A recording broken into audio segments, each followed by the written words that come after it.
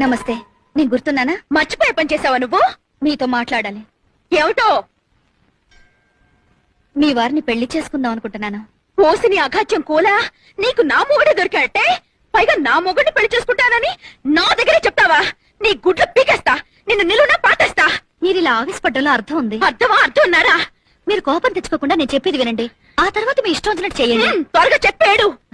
నేను మధుని అంటే మా వారిని. ప్లీజ్ నేను చెప్పేది వినండి. నేను మధుని గాఢంగా ప్రేమించాను.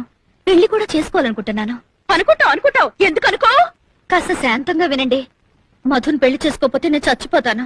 ఆ పంచాయి తల్లి పేడ విరగడైపోతుంది. మీరు నన్ను మాట్లాడనివ్వడం లేదు. చెప్పు. డబ్బుందన్న అహంకారంతో కాదు, మధు మీద నా మమకారంతో చెప్తున్నాను. మధుయే కాదు, మీరు పిల్లలు కూడా సుఖంగా ఉండాలి.